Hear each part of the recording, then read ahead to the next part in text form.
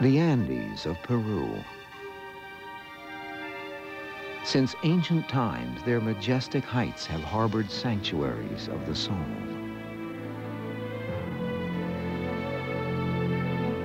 Where the boundary between heaven and earth can sometimes disappear.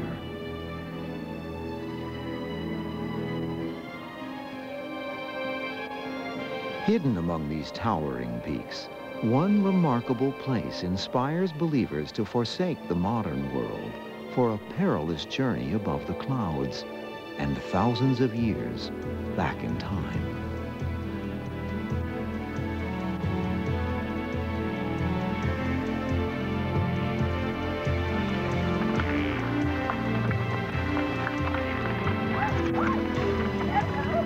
To fulfill their quest, they must ride mules for hours through treacherous swamps of mud.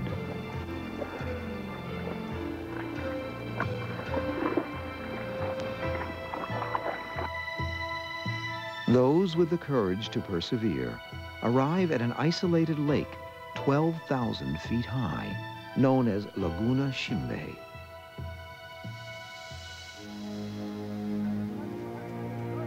In this haunted, holy place, they will undergo a bizarre and rigorous ordeal, hoping to heal sicknesses modern medicine could not cure.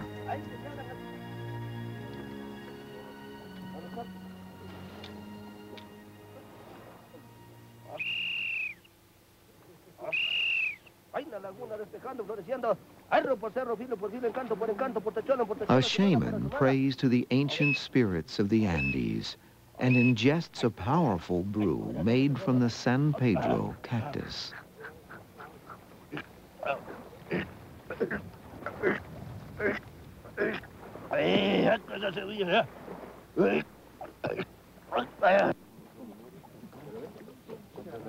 The boiled juice of San Pedro contains the world's highest concentration of the hallucinogen known as mescaline.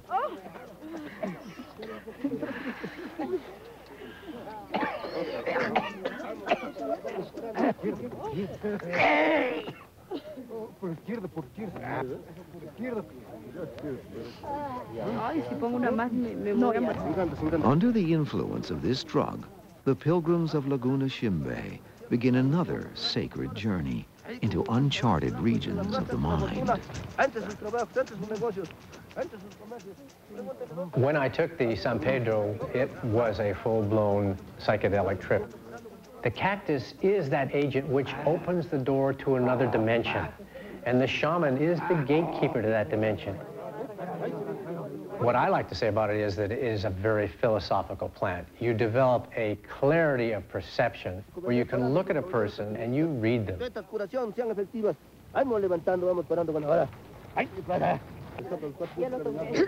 The San Pedro rites offer mystical insight, but the seekers pay a price.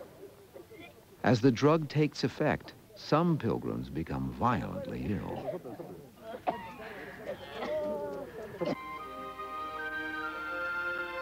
To fulfill their quest, they must purify themselves in the icy waters of the lake.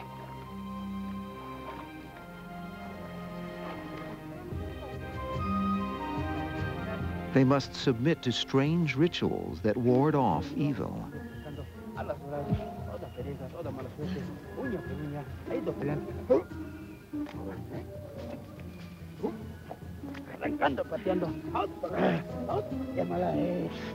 Initially, you're asking yourself, what am I doing here?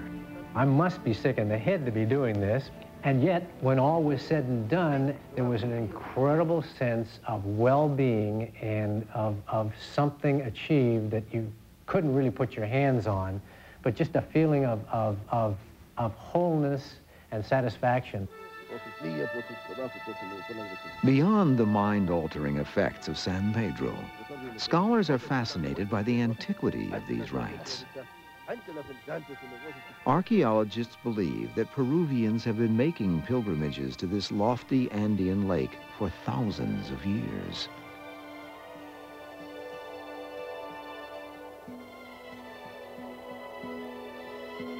Peru's ancient peoples have left us compelling evidence of an unbroken link between the present and the past.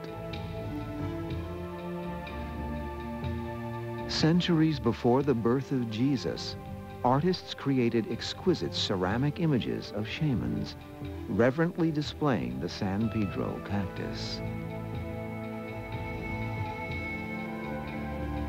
The mind-altering cactus was so honored in ancient Peru that artists fashioned its portrait in clay. What you find is a long continuum running right back to 1500 BC, right up to the present, where the shamans are basically having the same kinds of visionary experiences as we find depicted in the archaeological record. Could Laguna Shimbe's rituals be an open window in time, giving us a glimpse of humanity's ancient past? Do they recall a distant age when human beings took drugs not for pleasure, but to search for the sacred on a path of suffering?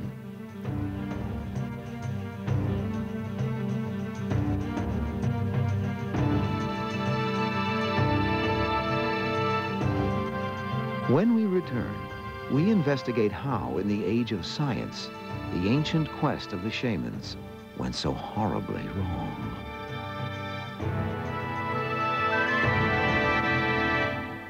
The American church have been prosecuted for using peyote.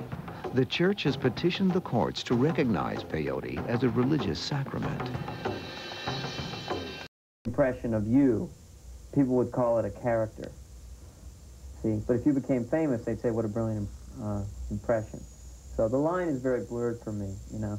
I mean, I do George Bush, I say, not gonna do it. I mean, he doesn't go, not gonna do it, but he goes, not gonna do it. And to take it further, work hard with it, extrapolate it, because people over there, sure, working hard, doing that thing. Well, you said, now, how quickly can you do an impersonation of somebody? I mean, you said... George Bush took me a year. I just couldn't do it all. I was like, hi, I'm George Bush, you know. And people at the show were going, can you do it a little better? And I go, no, I can't. And then one night I was in the office and I started talked about those people out there doing that thing that they do so well, and it can't, you know, it happened for me. Is that where your shot is? Can I, like, ruin your reaction? Yeah, go ahead.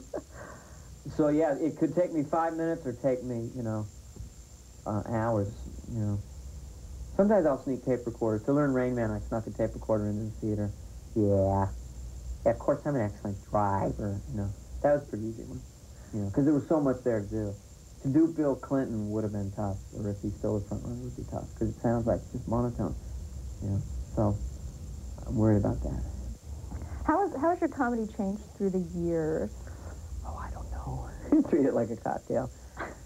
You know, people do that, try to make it seem real cool. Like my dad with popcorn, he'd always shake it. And then you go, no, thank you. You shake it some more. Well, it's moving around. I better eat it. It's so appealing, then. How's my comedy changed over the years? Well, when I first started, I was just really doing impressions and being real blue, basically.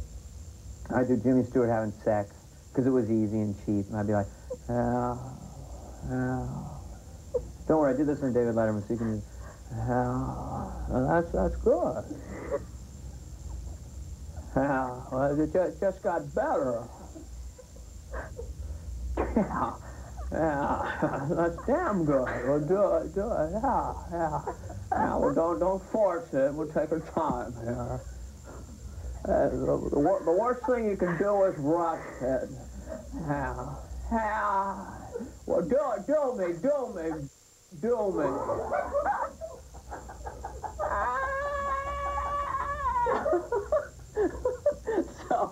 So that's what I was doing. But you can't do that on television, you know. Your parents must have been so proud. My parents were real proud of that. He's so good. He's so funny. Is his room clean? Did he clean his room? No, it was, so that's kind of how it started.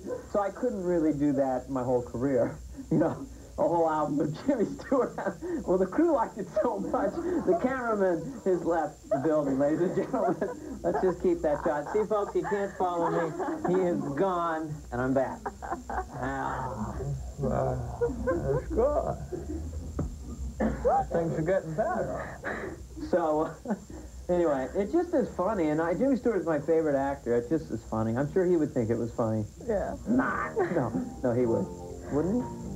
Up next on Extreme Close-Up, a visit from the church lady. Well. Apparently some of us come to church when it's convenient. Apparently some of us don't care too much about Christ like they do. Like? I see.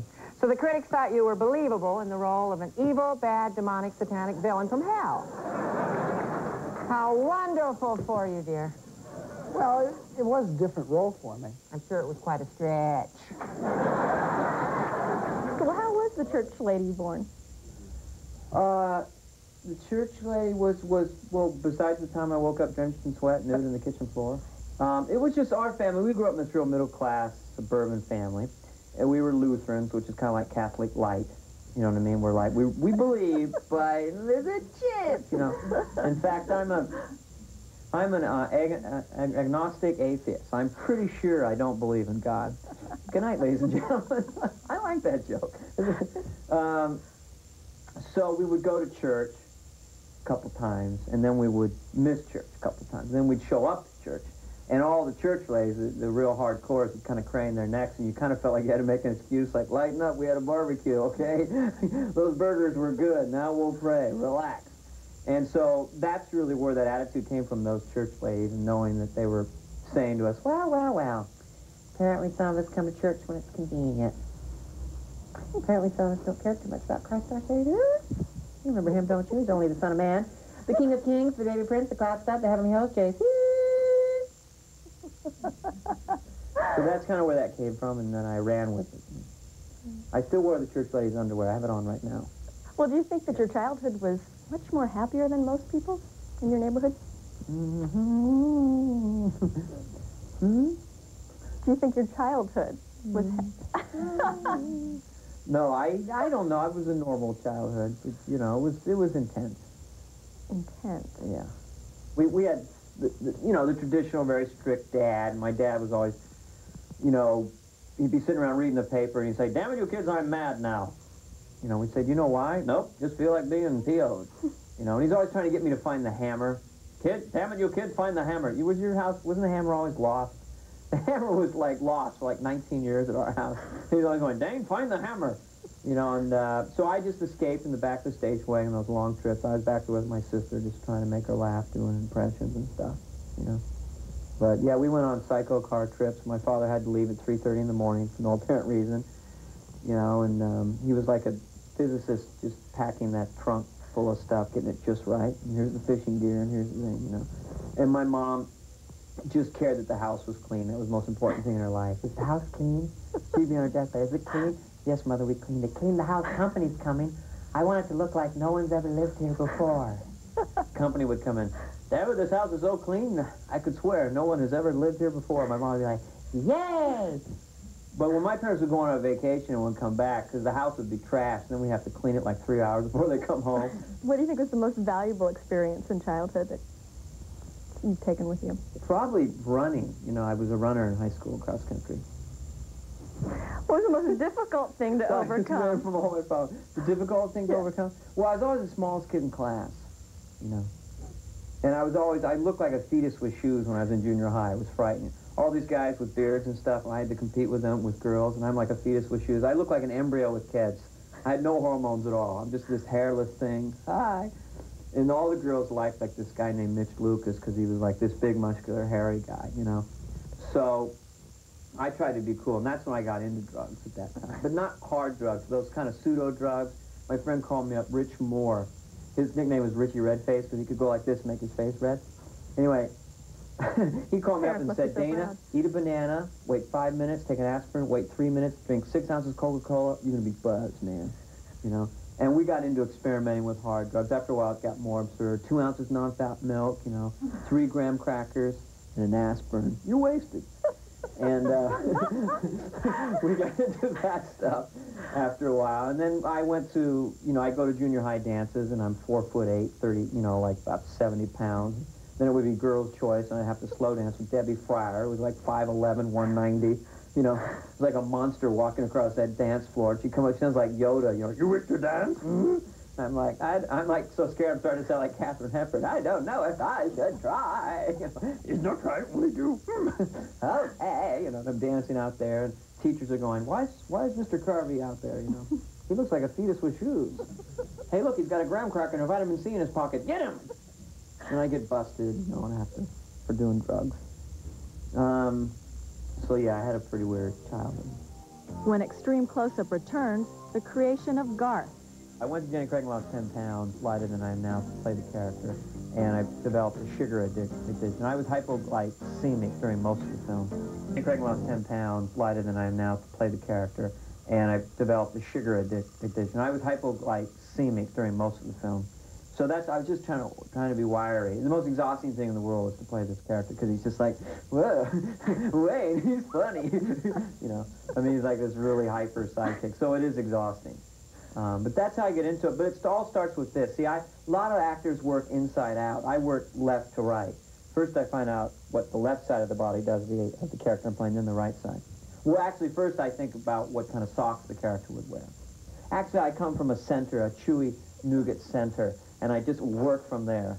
I don't really have any technique. I don't know what I do. I just do this, because my brother Brad used to do this. And I just tuck like this, and then pretty soon I tuck like Gus. Hi, would you go out with me? You'd probably hate to, wouldn't you? No? Well, message? I care. Really, what were you like as a teenager? I was a complete nerd, a dweeb and a geek. I was less than a nerd. I was invisible. I would have lunch at the bleachers. And in the movie, Donna Dixon plays my love interest, but I never have the courage to talk to her. I just look at her from afar, and every time I see her, I fall on my butt, because she's so exciting, I had different crushes on different girls for like 2 years. For 2 years, I liked this girl and was going to ask her out. And for 2 years, every day I swore to myself, that was the day I would ask her out. And every day I'd get near her and go, do you know where the pencil sharpener is? Because I don't like you, and I don't have a crush on you. I mean, you don't have a crush. I like Orange Crush. Because of the benzoate helps preserve my membranes. Sort of. I gotta go. So I was a lot like Garth in that way, and my brother Brad was the one who did this. And he's the one who is the technical nerd. He was real cool as a kid. He had little buttons on his bedstand, and he could press a button and turn on the stereo. Or he made this computerized door, the sliding door, and he had to press 3 buttons in sequence to open the door. It's like a 10-year-old kid. My brother Mark, we called the Hulk, 6'2", 200. He couldn't even figure the code, so he broke the door. Got a really weird family. My sister Lori, who had 4 older brothers, so everything was blamed on Lori, so she's super defensive. Even now, she's like 31. I go, hi, Lori. She goes, shut up, it's not my fault. Get all mad, duh. I go, Lori, what's wrong? Lori, you're a little defensive. Man, not shut up. That's my sister. My brother Scott, who's super emotional. Like, if he had something like this and it fell down, he'd go, I can't believe it fell. I put it right here and it just leaped off my knee. You saw it. I don't believe it. 1 in a million. What are the odds? Next up on Extreme Close-Up, the way that Dana wooed his wife. I would just try to act cool and macho, I mean, like when I would kind of whip the car around. I had a '69 Volkswagen Bug, and I'd kind of whip it around, Here. Women can be so brutal.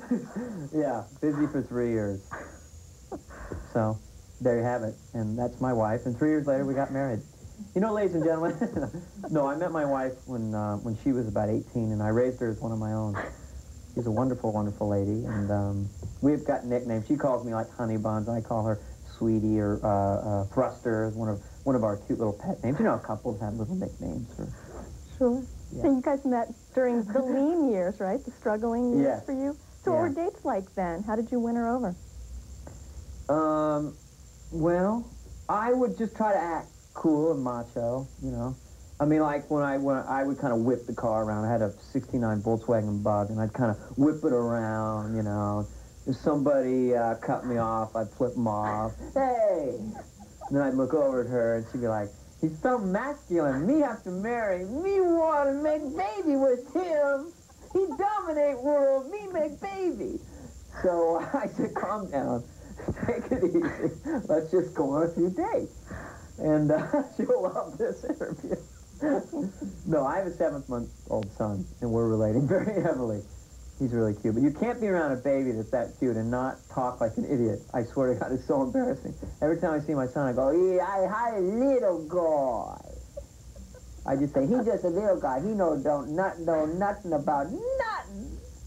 So I say to Dex, who's 7 months old, I said, you can be an astronaut, son, or a senator, or you can just be a little guy.